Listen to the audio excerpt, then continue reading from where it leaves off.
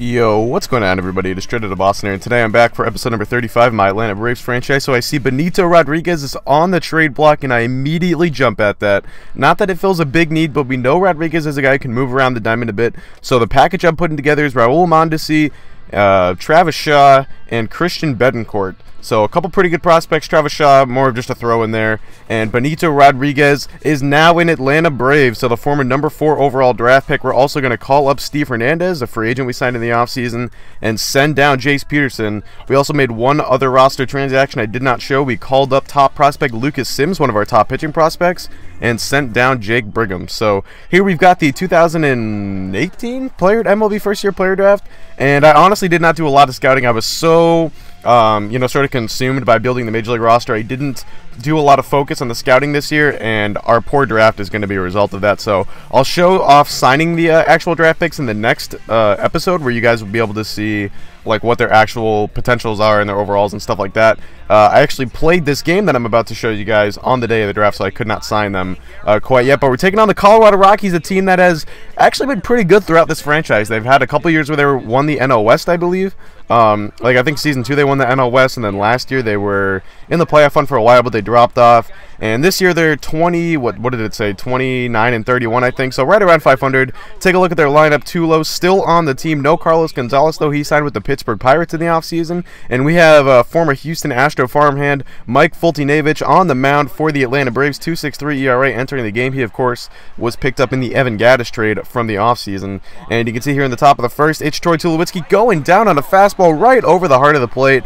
Don't know what he was looking at there, but it's strike 3 looking, and Fultonevich would get out of the first. So here we are taking a look at the Braves lineup today. John Jaso back in there against the right-handed pitcher. Pretty standard stuff. And John Gray is on the mound, the one of the top pitching prospects in the Colorado Rockies organization. 3.76 ERA coming into this game, but he would have himself a day, as Freddie Freeman's going to go down to the changeup there. That is Gray's first strikeout of the game. Now it's going to be Todd Frazier, who enters the game hitting just 208, but he does have 16 home runs on the year. Well, he's going to add a strikeout to his tally as he goes down on the slider. 2 Ks for John Gray in the bottom half of the first, and we are through one still scoreless here. It is Corey Dickerson up for the Rockies. He goes down on the fastball inner half of the plate there. Don't know what Dickerson was looking at, but you can see the standings here. We entered this game 4 games back in 3rd place in what is becoming a very competitive NL West. And then take a look at this play. Calhoun tries to diver this one, but it sort of bounces away, and I'll show you on the replay just how that sort of created that weird carom. It actually is going to hit off of Calhoun's arm, as you will see,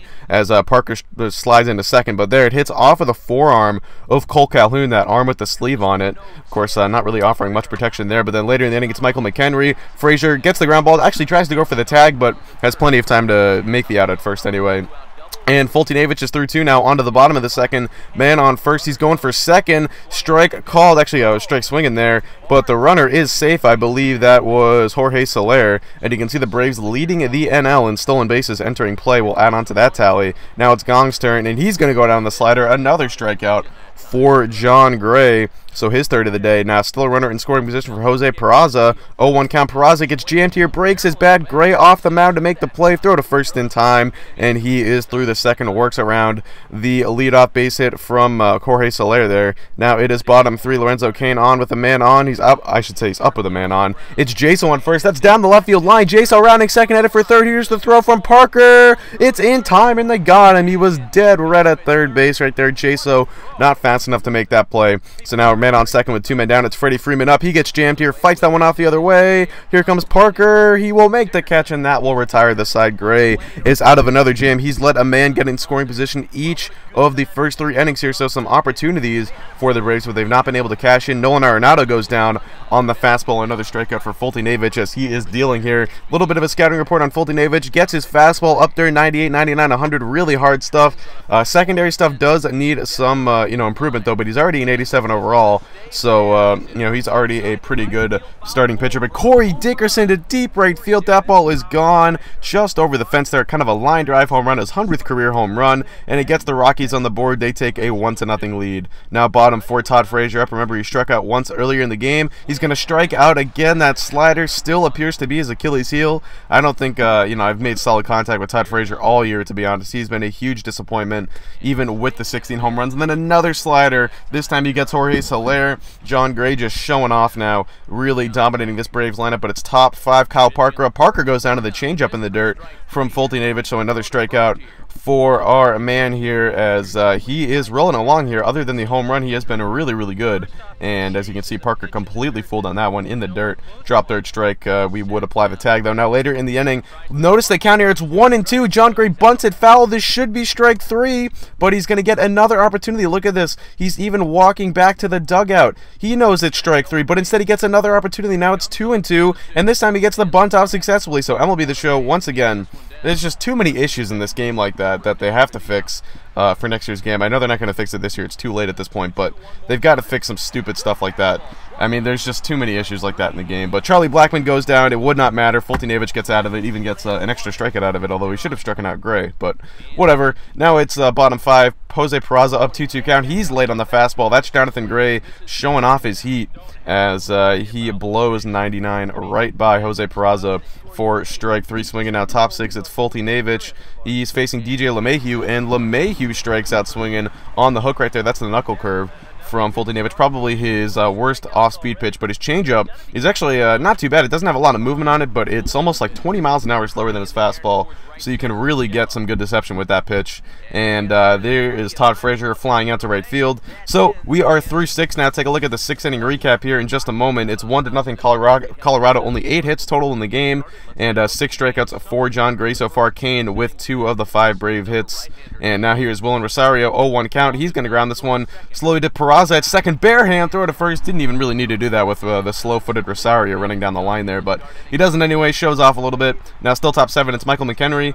Foltynewicz, the last batter he would face. He strikes out McHenry on the off-speed. And that would do it for Foltynewicz. 7 innings of 1-run baseball. Beautiful stuff out of him today. Now it is bottom 7. Jorge Soler up. He goes the other way. Kind of gets jammed there with the fastball up and in, but goes the other way with it. And is able to reach base safely with a leadoff base knock, so he's got a pair of hits. Now that would do it for John Gray. Adam Ottavino is going to come on now at 2.97 ERA in 38 games so far, 39 and a third innings pitch. Now 2 men on for Jung Ho Gong, and that's back up the middle for a base hit into center field. Here comes the tying run. Calhoun from first is headed for third, and this ball game is tied. An RBI base knock from Jung Ho Gong, and this game is knotted up at a run apiece.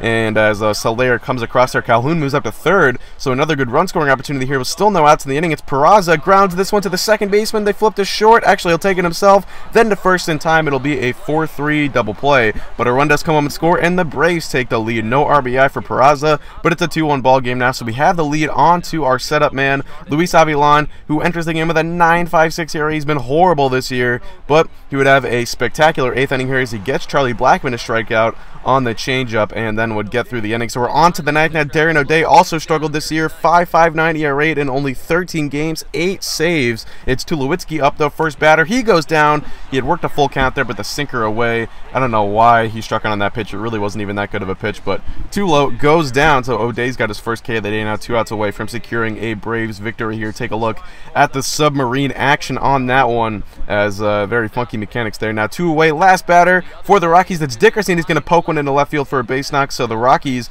get the tying run on board here, as they only need to push across 1 to force this game into the bottom of the 9th. Now it's going to be Willen Rosario up next. Rosario down the left field line for a base hit. Calhoun over to play this one. Dickerson will hold at second, but now 2 men on. The go-ahead run is on base now, and the tying run is in scoring position, so O'Day running into some trouble here. It's Kyle Parker up 0-1 count. Parker up the middle, base hit into center field. Here comes the runner. Kane's throw home is not in time. Dickerson just avoids the tag, and the Rockies have tied the game. Next batter, Logan Morrison, would be a pinch hitter. He grounds out to the first baseman, Freeman, and O'Day is out of the inning, but he blows another save here, and this game is headed to the bottom of the 9th. So we're going to skip ahead to the top of the 10th, as we would do nothing in the bottom of the 9th. Lucas Sims, the man we just called up, he's worked in 5 innings so far, only allowed 1 earned run, and he's going to work the top of the 10th here, one of the only rested men for the Braves in this bullpen.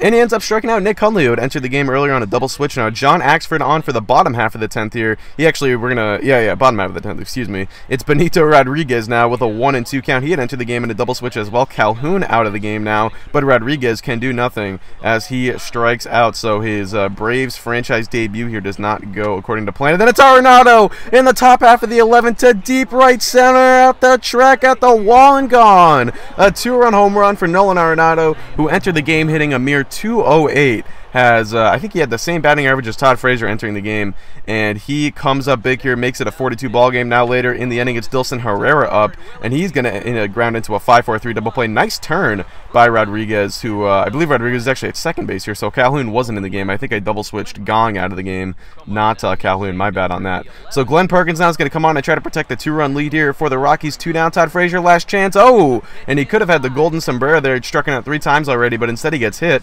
So that's going to bring the tying run to the plate now in the form of Jorge Soler. He's got a 1-1 count here. He goes the other way into right center field. So Soler, one of the only guys really doing anything today on offense, he's got 3 hits now, and this is going to drive home Frazier. Soler will pull into second base, not going to test it for third there with 2 down in the inning. But we've got the tying run now in scoring position, so the Braves have some life. It's Calhoun. Here's that man again. I thought he was out of the game. Turns out he's in it, and he's going to strike out on the breaking ball off the plate, throw to first in time, and the Rockies win 4-2. A come from behind victory, and we remain winless in season number 4, season number 1 of the Braves franchise technically, but season number 4 of this series. So unfortunately enough, we drop another game here. We're now 33-28, and we get swept by Colorado. But that is going to do it. Hope you guys enjoy. Thanks for watching, and I'm out. Peace.